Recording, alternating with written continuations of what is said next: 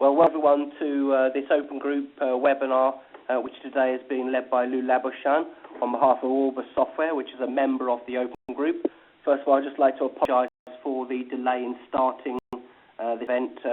We experienced a few technical difficulties, which I hope we've all sorted out now.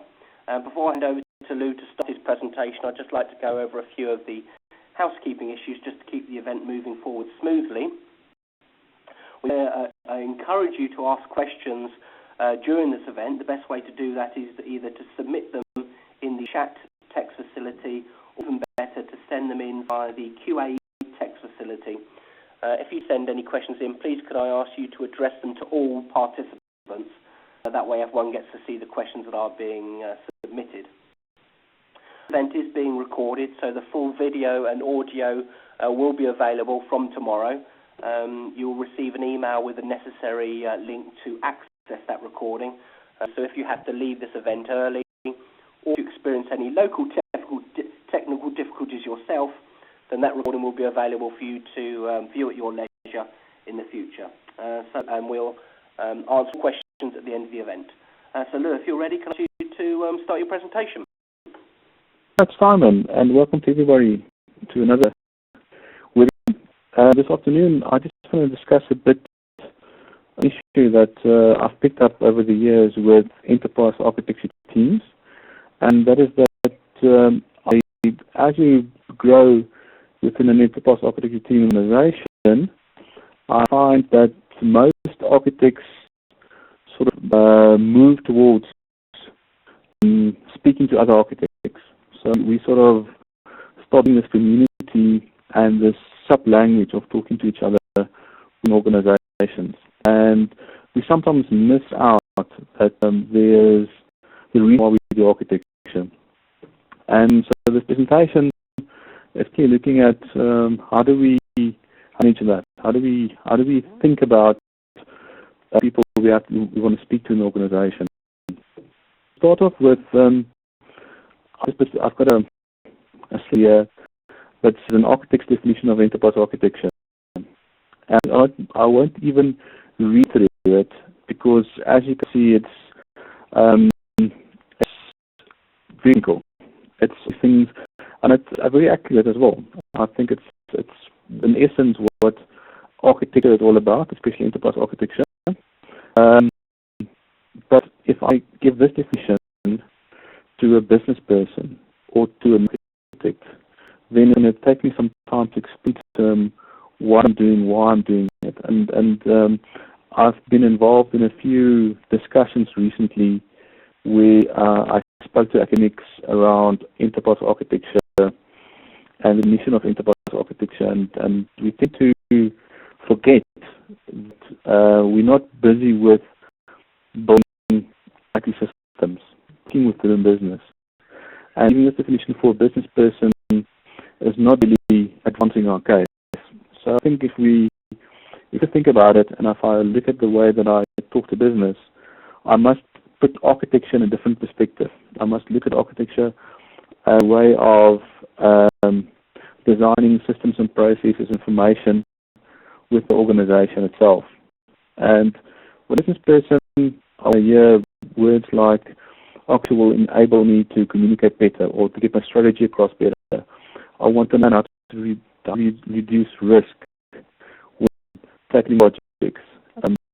Or you're busy with the transformation in your organization, you want to see how architecture will assist you in doing this transformation or this change in your organization. Those are the kind of words that I'm looking for to speak to non-architects. And the result of this commission is that we tend to have architecture ivory towers in organizations. I don't think it's the architect's fault. There's a lot of reasons why we end up with this ivory tower architecture teams and organizations.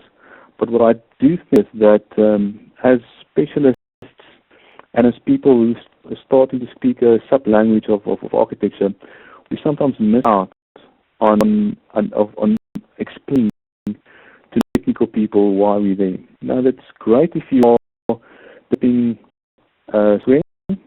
My background is a software development environment, and previously in my career, there was nothing stopping me from talking to my colleagues and my team and to thrash out the architecture of the system. We had all this subject matter experts available. We discussed what needed to happen, and we only involved business in our discussions. We tried to explain to them the end result. We need to make them part of the system design. Again, it's great for IT architecture, but if I do that with an enterprise architecture, you're missing the point. I think that's where this ivory tower effect is coming through. It's not because people are trying to be difficult. It's the focus is much more on the IT architecture than it is on understanding the business or the enterprise, being involved in the enterprise. And the only way you're going to get business people to start speaking to you is by finding a way, communicating to them in a format, in a way that makes sense to them. And that is the reason for this presentation. And with this, I went into this sections again. Some of you, if you've been to architecture, you'll see that sort of the 6 questions that comes up a lot. And if you, in the last slide, I'm talking about the Zafman framework. We sort of got these questions all together. But what I want to misuse the 6 questions for is to say, but if I am an architect organization and I have to communicate my value proposition and my designs to a broad range of stakeholders, I need to sit down and think about what I'm going to do. I cannot assume everyone understands UML as a modern language. I cannot assume that the people talking to want to see the same level of detail of the architecture. So before I start, I must sit down and think a bit of first of all, I'm doing this architecture, and I'll be communicating with them. So the way of communicating, the questions that I need to answer then, first of all, who do I need to communicate with? Who will be involved in this architecture effort, or will be affected in the organization if I do this change? Secondly, it's important then for me to communicate at the right time. So what often also happens is that an architecture team who's very quiet for 6 months to a year, all of a sudden out of the blue, the door opens and outpours a whole team of very excited architects who wants to educate the business on what the latest version of the business need to be going forward. So the timing, when things need to be communicated, is very important. So I sit down and say, it's not just who we're talking to, but do I share the right information with this person? Then the next thing that I need to do is what we share. I need to understand what information that I want to share with this person. Information overload is one of the biggest problems we have these days. It's not lack of information. It's a problem of too much information available. And it's information overflow for business management, for different organizations. We need just a lot of information to make decisions. As an architect, I need to understand what information to share and to what level of detail must I share that information to get the right answer from my stakeholder, or the right kind of level of commitment from different organizational stakeholders. Then, if what I want to share, it's important how I share that information. I need to think about what format will I use to share the information. And from my perspective, how I share it is becoming very critical, especially since we are talking with different people in the organization that has got a wide range of backgrounds. Some people would love to get into the detail. They're technically orientated, or they're very detail orientated. They know the detail. They know what they do understand how to read diagrams. We have other people in the organization who want to see lines on a slide to explain high-level architecture will impact them going forward. Something not to forget is we need to understand why you want to share this information. And the why is actually where I start with in the next slide. It's important before we even start looking at what we're sharing with this. It's why I want to share specific information. I need to understand what the impact of this architecture on different stakeholders. And based on the impact and what I want to achieve, I need to start understanding who will be affected in that part of the business. And lastly, it's great sharing and communicating with my stakeholders, but I need to have a mechanism where I can store the content and reference it again in the future. So I need to think about where will I be storing the content and the information. And by putting information into a visual slide and then storing it into a server somewhere might not be the most productive way of managing that. So that's a lot thing I have to think about. So all of these 6 questions is what I'll be using to think about before I share information with stakeholders and to understand what information to share with my different stakeholders, all people in the organization. I'm called stakeholders. Now, helping me to get going, as I said, I'm going to use a few frameworks as a standard. Having wanted to have this discussion is a very short time. So I'm only going to highlight what I found practical and useful in my career, using to help me communicate with the different people in the organization. Now, I'm not saying this is the kind of information you have to show your stakeholder. This is what you need to use yourself to organize your thoughts, to organize the way that you will tackle your project, enable you to communicate with non-architects in the organization. So the first thing that we want to tackle is we want to answer the question of why I need to speak with people. And I think a very good standard that reference a different set of frameworks in the industry is this ISO 42010. A reference you can just write down. The concept here that I would like to discuss, and on the next slide we'll just highlight them a bit more detail, is have an architecture. We have an organization, and in this case you can see this is a technical standard, but we have got a system. A system we can equate to our organization. Organization has got an architecture in it. Any structure has an architecture. But it might be a bad architecture, it might be a good architecture. It doesn't matter. It's got one. It was created. As an architect, it's my responsibility to analyze the architecture of this organization. So what I'll do is I'll analyze this architecture, and I'll create an architectural description.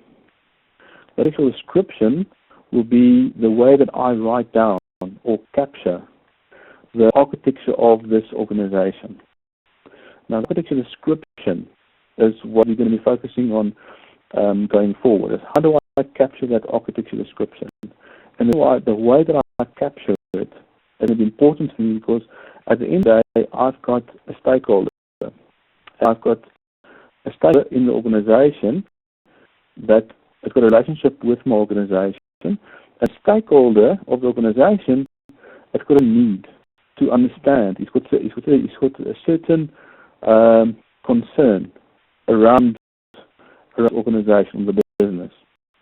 And stakeholder concerns needs to be addressed by architecture. Now, if I'm a good architect, I need to analyze, I need to understand my stakeholders, and I need to understand who they are, what they require, how do I communicate to them. And my understanding of how do I communicate with them is captured in the fact of a view. Create a specific view of this architecture in the organization. So this organizational description that I've captured, then I create this view that I create is the view for a specific stakeholder. And that specific stakeholder, when looking at the view that I've created, I'll address him through that view. I'll be addressing his concern. So it's important it is to first think about what purpose of doing architecture, why I want to engage with stakeholders, and then to understand the stakeholder concerns. If I've got that understanding, I've got the ability then to create views that address those concerns. And I found this ISO 42010 standard very useful. You'll also find that the same architecture framework used within TOGAF 9.1 as was Archimate 2. Two frameworks that I'll be referencing a bit later. And both those frameworks adopted this ISO 42010 approach to doing architecture. For those of you who had previous experience with ISO 42010, it had a previous number from the IEEE, 1971, and last year there was an update to this picture. So the picture you see in the screen at the moment still based on the 2007 version. There's a 2011 version of ISO 42010 that came out end of last year. It's more clear. The picture is more clear, but I think one I've got on the screen here is the most popular one that most people can identify with. The new one I think might be easy to read. Put this on here just to make sure that we share things that's sort of basic at the moment, but we can update it. So I said in this slide, this is the definition of what's an architecture description, the stakeholders I spoke about. The stakeholder in this case is not just an organization. So just one thing to mention here is that the stakeholder of an organization in your business is not just the people, the business users, the managers in the organization, but also people out of the organization. For government regulators in the banking industry, telecoms industry, mining industry, there's a lot of industries where the government just play a key role in the organization, and you have to address their concerns as well. As key partners and suppliers and customers, that also with our new integrated supply chains, a major role in shaping the way that your organization should be operating or might operate. And lastly, we said all those stakeholders have got concerns we're trying to address, and it's the function of the EA team to ensure that we address the concerns of these stakeholders, and that's where views comes in. So as an EA team, we want to create a view that contains just enough information for a specific stakeholder to allow that stakeholder to take action or be informed about the architecture and addressing that stakeholder's concerns. This leads to a full framework or language, basically, that is published by the Open Group, which is Archimate. And the Archimate language is more than just a language. The Archimate language contains a set of viewpoints that encapsulates the key concerns of a set of stakeholders and the example view that can be used. As an architect, if you come into an organization where you're starting up a new environment, this is a great starting point, or a set of great reference material that you can use to get going.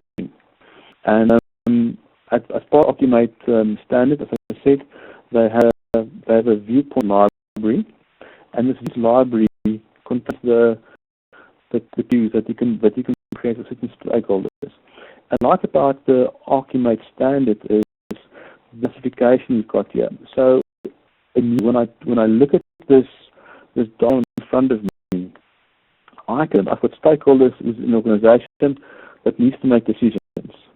I've got state organization and an organization that needs to be informed about certain aspects of the architecture going on. And then I've got stakeholders in an organization that together with the architecture team is responsible for designing different parts of the business. Now, deciding or giving approval for projects to happen, when I we need to be informed about changes going to happen in the organization, or when I'm involved in creating those new designs. I've got different requirements or different concerns that need to be addressed. A great thing about this classification framework you see here is that I've got the different views that addresses these different concerns. And the great thing about the Occupate viewpoint library is, apart from just putting the different points, different parts, I also have a classification of my viewpoints from a very detailed view, meaning that the elements that I put on top of my view is to a level of detail that allows me to make very strong decisions, for example, to a very overview of information. So with the same set of information, I can speak to a CIO or a CEO that just want to see a high-level overview of the processes, and I can then draw down and create a different viewpoint, a detailed business process that includes process relation to responsibility and where systems will be involved. And I think this is a great tool to use to understand what I need to show to my stakeholders, and who will be the stakeholders. So classify the who and the what. All questions I ask originally addressed by the Occupate, especially the viewpoint I create in the Occupate. And here's just one single example that will give you an idea of more of the detail of the library.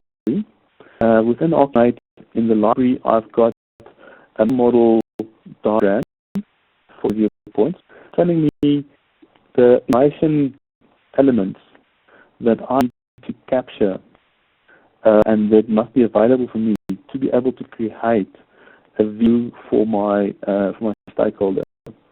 This can go into a longer discussion, but in this is what I want to show you is that these are the elements that I need to have available with my meta model components, and based on the meta model components that I've captured about my architecture description, I can now create or extract a specific view for my different stakeholders. And what on this side here is I've got a view for this red thing. This is for example a view that I've created the processes and data components used within my process. That is just a process view. Now, Occupate allows me to do much more detailed views, but this view is then specifically for a specific stakeholder that was designed. Now, the Occupate 2 standard is available to download from the website, and it's being a great standard to use for just building viewpoint libraries. Now, it's great to tell me what to do and who needs to be able to see this information. But how do I build the view and when to build the view? Now, this is the how and the when is when we come to TOGAF 9 standard.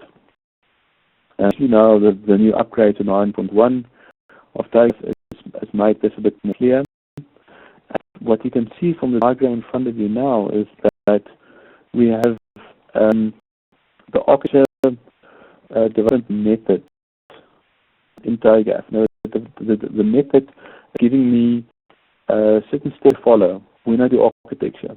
This is a guide telling me how to build an architecture. It also guides me to when should I create certain views. First step is you'll see in this process that I start with the pre-phase. Then the phase is marked sequentially from A A, B, C, D, E. Now, as we can go into discussion here, but although the phase is marked in this AM is sequential of nature, that we do first to A, then C, then D, and then E. In practice, when you practically execute these phases in an architecture project, you will assign these phases to a specific life cycle, and that cycle will determine how many iterations of certain phases you will execute before moving on to the next phase or maybe coming back. So the life cycle should not be confused with what you see in the method itself. But again, as a detailed discussion, you can have another stage. One thing, the reason I put this line here is to highlight how the Archimate viewpoint library can assist you as an architect to understand when and what to create for specific architects, for specific stakeholders. So, for example, we've got the motivation extension of the Archimate language that looking at the strategy, the concerns, requirements of the business. That's all marked in this purple area. Those are the viewpoints we can create in that area. Then we've got business concepts. There's a business layer, application, and a technical layer reference in Archimate. Those Archimate viewpoints we saw in the previous slide is then created in alignment with the ADM. So, for example, that previous slide I had a business process diagram. A business process diagram is an example of a business layer view that I create in Archimate. And based on that, if we understand that view as a business layer view, we will see that business layer views created when I'm doing the phase B, my business architecture. So having this diagram, you can see that it tells me when I should execute a certain viewpoint. So it's a great Archimate 2 9.1 mapping. And then we go on, and what I've got here is I've just got a detailed step in phase B again, the business architecture. I just want to highlight that within that circle we saw earlier on, there's certain steps that you do within those phases. Now these steps here tells me how I go about creating the architecture. Now this is broken down into more detail in the standard, but I think this gives us a good enough idea to tell you. It gives a step-by-step guide on how you go about creating your views or your architecture. So in TOGAF, the steps here, it tells me I must select my viewpoints, which we did from the previous one. Then those viewpoints we create our baseline business architecture, and we need to create a target business architecture, and then we form a gap analysis. Depending on how your project is structured in your organization, you might do these steps sequentially. Right, for example, first do the baseline architecture, then skip over to the application architecture or the phase C within TOGAF, and C do a baseline application or a baseline data architecture, and then only come back and do a target business architecture. But again, so the TOGAF helps you in making those decisions on when and how to execute your viewpoints and how to build the viewpoints. And that's a good guide to use the architect TOGAF ADM as a mechanism in helping you structure the way for doing your architecture work. And lastly, up with now that all these views, what do I do with it? I'm looking at reuse. That's one of the key things that come out from the Zachman framework. So where do I save all these views that I want to reuse going forward? an important component. We've spoken up to this point about stakeholders, their concerns. We set the bold models and views for addressing concerns of certain stakeholders. But the important thing to remember as an architect is that when you save information in your architecture environment, you must see it as primitive models. So if you have a primitive model you've identified, you save your information in a primitive model. Then combine different primitive models to create a view that you need. So the TOGAF framework is a great framework that I use for thinking about architecture, for understanding how do I go about saving the information so it's reusable. Reusability is very important. And I think if you structure your architecture repository using the principles embedded in framework, you will be able to get the use out of your architecture that you need. Viewpoints that you've talked about, the views we spoke about up to this point, is really focused on communicating with your different stakeholders. But even to make sure that you get a consistent architecture out, the quality of your architecture views is always consistent.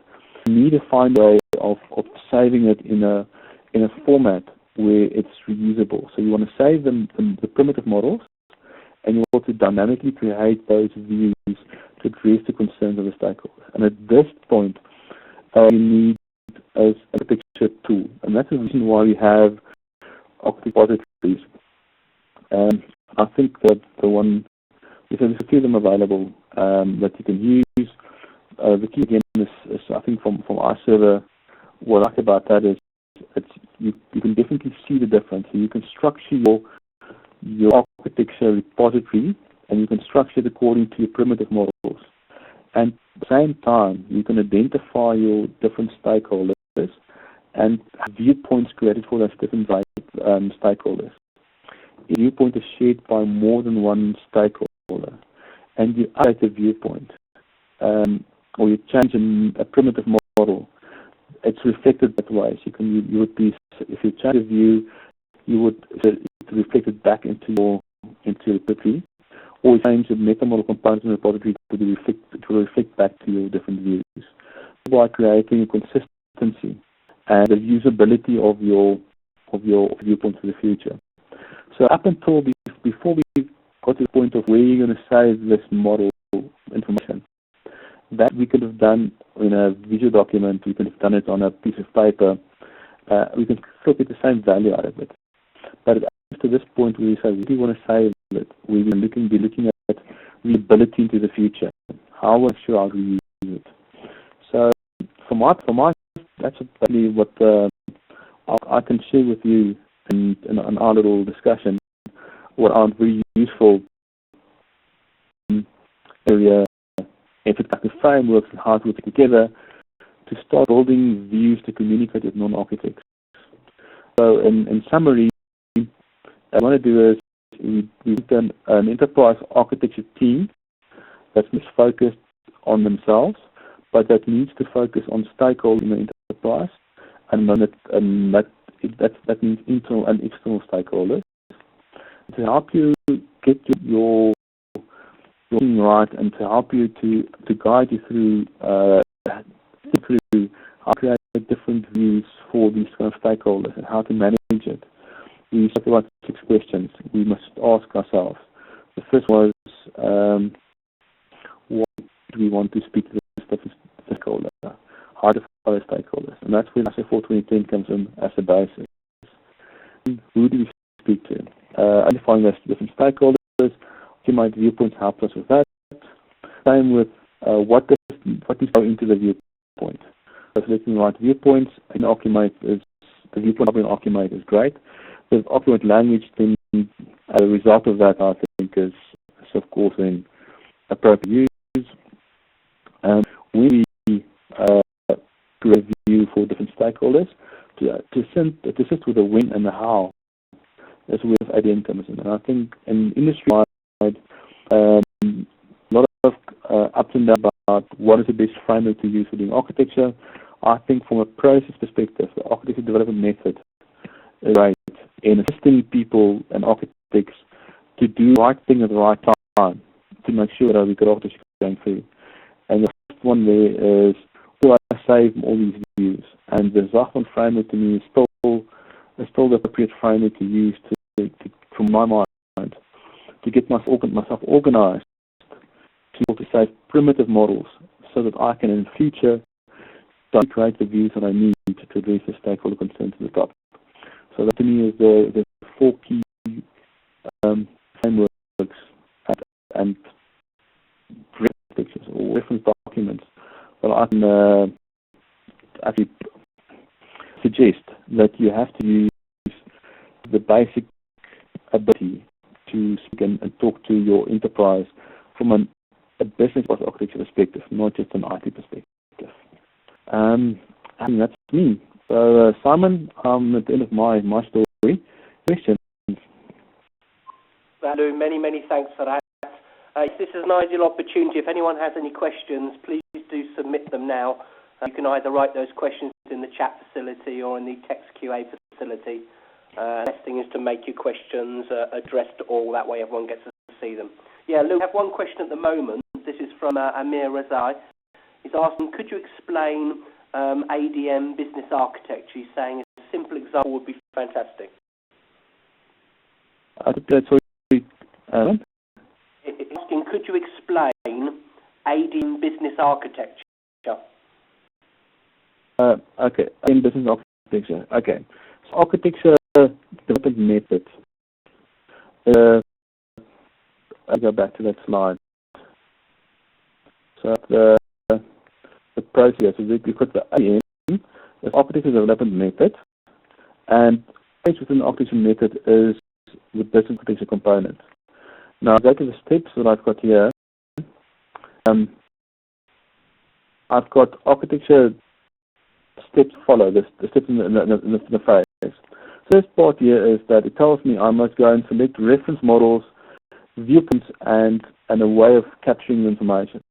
So the business architecture we claim here is, first of all, do you have any reference architecture in your industry? Let's say, for example, I'm in the telecoms industry.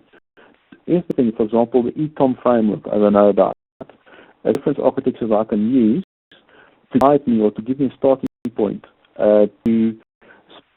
to understand a bit more about the industry and to give me a running start when I create an architecture. Secondly, it tells me I need to create viewpoints.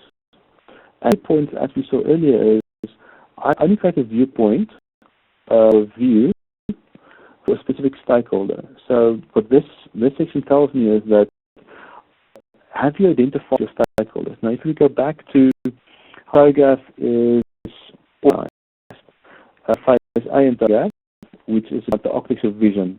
And in that architecture vision phase of TOGAF, we've identified or selected the stakeholders we want to speak to. In phase B, as we said, for example, I've got a CEO as a stakeholder, and the procurement department as a stakeholder. For the CEO, the project that I'm busy with at the moment, what is the concern of the CEO? If I'm at the moment creating a new call center in a new town, what is the concern of the CEO about the call center? The CEO is not concerned about what product I'm gonna be deploying on the terminals of the call center. The CEO needs to know how many people need to be employed for the call center. He's looking at accessibility of information. It might be this legislation around the management of information around the call center. There's all these kind of business concerns that we have to address with the viewpoints. Then, as I go through the phases, we then go through development phases of the base target architecture. Baseline architecture's current environment target is, for example, I'll use my reference models to create a future state. And the analysis tells me what is the difference between what we have available at the moment and what will be there in the future to get a gap analysis. So gap analysis tells me if there's a no call center in the town at the moment, I want to establish it. We're going from a zero base to establishing something, which means a lot of things must be in place.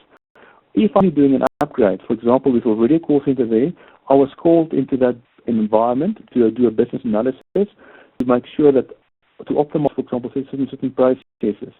Then the gap between what I have at the moment and where I want going to be might be small. It might only be that, for example, from now I'm not giving any bathroom breaks to call center personnel on uptime.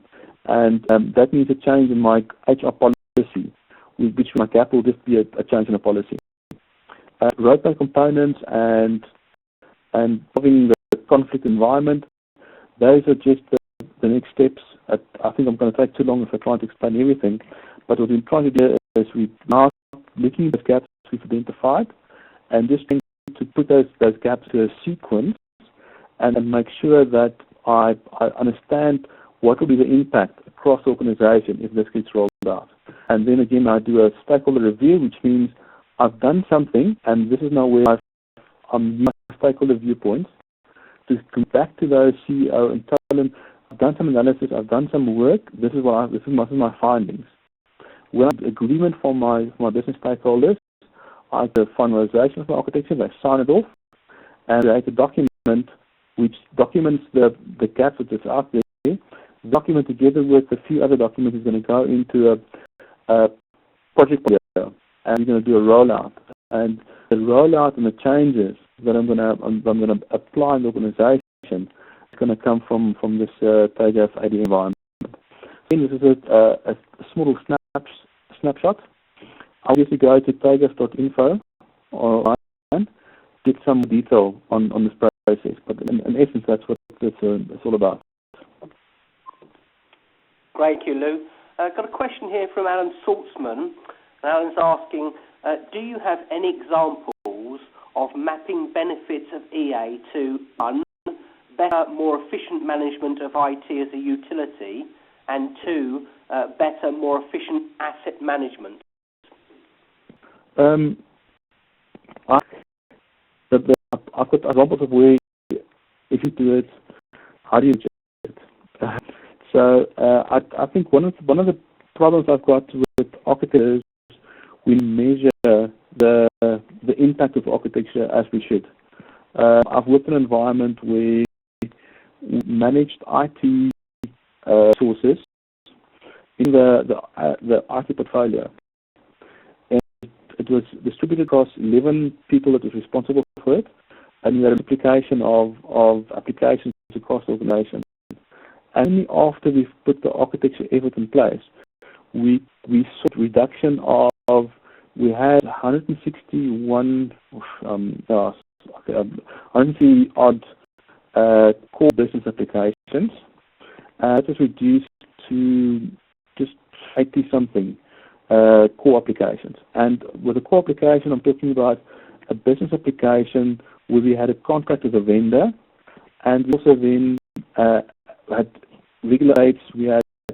It's not something like Visual or WinZip and these kind of things. We have about 12,500 applications running in the organization. That's what we didn't see as core applications. So benefit there, we said, okay, great. We've put architecture in place. We've identified those key applications. We saw we had applications across 8 different divisions. We reduced those applications to with about 30%.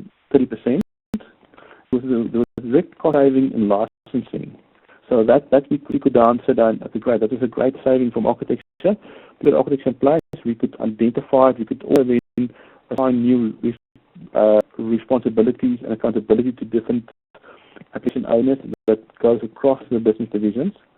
But what we didn't capture, and I think that's what happened in most organizations, is we got the impact of having less vendors on our books. We didn't calculate what we saved in communication cost, what we saved in integration cost of the patients. And I think that's something that we should have done. See it now these days as well. Telecom companies, manage IT. I think the complexity today is created. And don't call your process architecture. You have to have a way of understanding what you have in your environment, who's responsible for different components and how they integrate with each other. Formal architecture approach, you will be able to identify those areas of where you have high risk of unused applications, duplicated applications. You also manage the engine organization. If you want to replace a lot of organizations of also now ripping out legacy applications, still replacing it with ERP systems, that whole rip and replace environment is creating a big change in the organization. Some of those changes have to be able to qualify for getting budget. So now I'm saving. I've got a direct saving cost, which is great for the participants. What we don't capture is this information cost, this communication cost that is very difficult to quantify in rand and cents. And I think the biggest value of architecture comes from. So I can just see it, and if I'm talking about reducing risk and making of change, and you can sometimes justify a project going forward, but it's very difficult to put into those intangible benefits I get from doing architecture. It's just that the best one's better, and then it's very difficult to only claim that it's an architecture issue. It's sometimes a combination of architecture, a bit of management, of application management as well. So, yeah, that's my answer. Looking at the time, so I think we've got time just for a couple of more questions. We've got a question here from Vikram, I think, who is asking about an issue that many people come across on a day-to-day basis, and asking, what good architecture mean?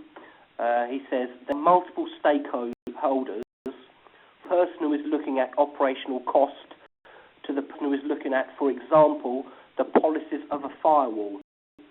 Whose concerns should you prioritise? What makes one architecture better than another? There's a question for you, Lou. Yeah. Who's paying your salary?